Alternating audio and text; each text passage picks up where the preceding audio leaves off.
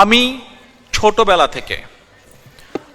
ছোটবেলা থেকে যেদিন থেকে আমি দেখেছি আমার পিতা শহীদ রাষ্ট্রপতি জিয়াউর রহমান এই দেশের মানুষের জন্য রাজনীতি করেন, যেদিন থেকে আমি উপলব্ধি করেছি যে আমার মা দেশনেত্রী খালেদা জিয়া এই দেশের মানুষের জন্য রাজনীতি করেন, এই দেশের মাটির জন্য রাজনীতি করেন, সেদিন থেকে তাদের মুখ থেকে একটি কথা শুনতে শুনতে সেই কথাটি আমি মনে প্রাণে অন্তরে বিশ্বাস করেছি এবং আজ পর্যন্ত সেটি। রাজনীতিক বাদ দেন, দেশ বাদ দেন, আমরা মানুষের যে কি বললো না বললো কি করলো ওইগুলা বাদ দেন, আসলে বাস্তবে আসেন। বাস্তবে কি?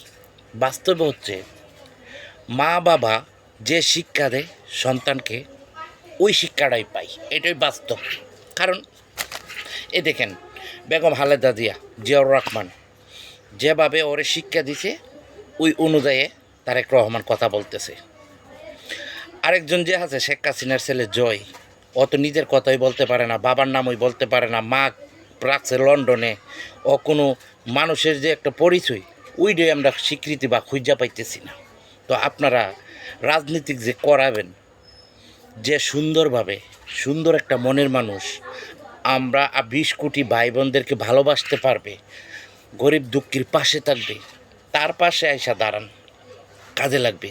আমি ছোট ছিলাম, একটা মরিচ গাছ থেকে পায়রা আনছিলাম চুরি করিয়া, তো মা বলছিল বাবা চুরি করে খাওয়া ভালো না, আল্লাহর কাছে দায় দিতে হবে। মনে একটা বই এসে গেছে। তো আমার মা এরকম শিক্ষা দিয়েছে, কাউকে লুটপাট করার জন্য না, সুদ ঘুষ খাওয়ার জন্য না, কারোর মনে আঘাত দেওয়া না, কাউকে ধোঁকা দেওয়া না, এগুলো আমরা শিক্ষা দিছে আমাদেরকে আমার মা বাবা। তাই আমরা চেষ্টা করি মানুষের মনে একটু আনন্দ দিতে, মানুষকে একটু ভালোবাসতে। আর অন্য মানুষে রাজনীতিক নিয়ে মানুষকে ধোঁকা দেয়, মানুষকে ঠগাইবার জন্য। আপনারা একটা বিবেক করবেন, আপনারা একটু বিবেক থাকলে কারোর কাছে যাইতে হবে না। আপনারা নিজেরা একটু বিবেক করেন যে দেশের মধ্যে কোন মানুষটা ভালো।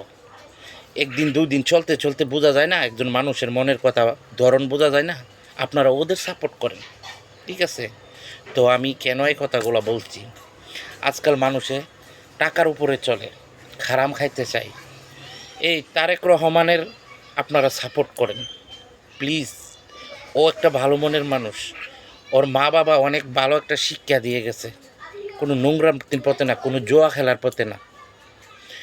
এই শেখ হাসিনার ছেলে জুয়াখোর, নেশা করে, নামাজ পড়ে না।